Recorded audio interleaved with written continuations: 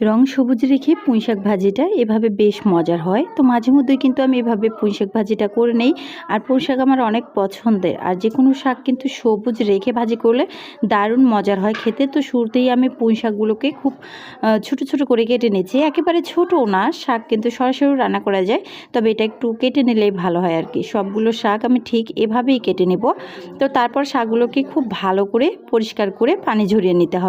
যে কোনো শাক রান্না করার পর পানিটা ফেলে দিলে শাকের পুষ্টিগুণ কিন্তু চলে যায়। এই জন্য আগে থেকেই পানিটা খুব ভালো করে ঝরিয়ে রান্নাটা করে নিলে দেখা যায় কি পুষ্টিগুণটা ঠিকঠাক থাকে। তো আমি কিন্তু সেভাবেই চেষ্টা করি, মাঝে মধ্যে 2-1 দিন ফেলা দেওয়া পরে। সো যাই হোক, শাকগুলোকে খুব ভালো করে আমি পানি দিয়ে পরিষ্কার করে নিয়েছি। এখন আমি পানিগুলোকে ঝরিয়ে নেব। রান্নার জন্য চুলায় একটা প্যান বসিয়ে দিয়েছি।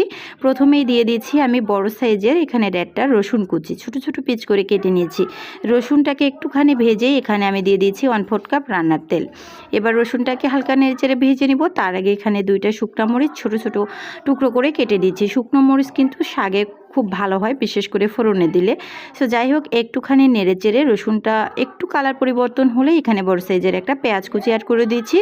বেশ কিছুটা কাঁচামরিচ ফালি অ্যাড করে দিচ্ছি। এবার সব কিছু খুব ভালো করে ভেজে নিব যতক্ষণ পর্যন্ত না সব কিছুর কাঁচা গন্ধটা চলে যায়। তো আমি বেশ কিছুক্ষণ ধরেই এটাকে ভেজে নিচ্ছি, 2-4 মিনিটের মতো। তারপর ভেজে নেওয়া হয়ে গেলে এখানে আমি অ্যাড করে দিচ্ছি বেশ কিছুটা কাচকি শুটকি। শুটকিটাকে আমি আগে থেকে একটুখানি ভেজে তারপর খুব ভালো করে পরিষ্কার করে রেখেছি। আর শুটকি মাছ ভেজে দিলে না সুন্দর একটা ফ্লেভার হয়। তো এবার খুব ভালো করে সব কিছু আবারও নেড়েচেড়ে এখানে আমি অ্যাড করে দিব সামান্য পরিমাণ লবণ, আর দিয়ে দিয়েছি সামান্য পরিমাণ হলুদের গুঁড়ো। লবণ কিন্তু শাকে খুব কমই লাগে, তো আপনারা পরিমাণ মতো দিয়ে দিবেন। এবার আবারও একটুখানি খুব ভালো করে নেড়েচেড়ে শুটকি মাছটাকে ভেজে তারপর এখানে আমি শাকগুলো অ্যাড করে দিয়েছি, পরিষ্কার করে রাখা শাকগুলো আর কি। তো শাকগুলো অ্যাড করার পর এখানে আমি ঢাকনাটা খুলেই কিন্তু রান্না করে নেব। এই রান্নাটা করতে হাইস্ট 6 থেকে 7 মিনিট লাগবে। এর মাঝেই কিন্তু রান্নাটা হয়ে যায়। একেবারে সহজ, বাট খেতেও কিন্তু দুর্দান্ত টেস্টি। বিশেষ করে যারা শুটকি লাভার আছেন তাদের তো কোনো কথাই নাই। অল্প উপকরণে দারুণ স্বাদের এই রেসিপিটি একবার হলেও তৈরি করে দেখবেন। তো ঢাকনাটা খুলে কিন্তু 2-4 মিনিট এটাকে, বিশেষ করে 6 থেকে 7 মিনিট রান্না করে নিলেই এটা একদম কমপ্লিট। তো ঝোলটা লাস্টে একদম টেনে শুকনাও করতে পারেন, আবার চাইলে এরকম একটু মাখা মাখা টাইপের রেখেও নামিয়ে ফেলতে পারেন। রেসিপি ভালো লাগলে লাইক কমেন্ট শেয়ার করতে ভুলবেন না।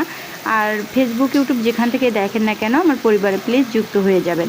তো যাই হোক, দেখেন কথা বলতে বলতে শাকটার পানি কিন্তু প্রায় অর্ধেকটা শুকিয়ে আসছে। এখন আমি আর একটুখানি জাল করে নিব। আর শুটকি মাছটা অনেকেই কিন্তু মাখা মাখা টাইপেরও পছন্দ করেন। যারা করেন তারা কিন্তু ঠিক এ পর্যায়ে নামিয়ে ফেলতে পারেন। তো গরম ভাতের সাথে কিন্তু আর কি লাগে বলেন? তো আমিও হালকা একটু পানি পানি টাইপের রেখে নামিয়ে ফেলছি।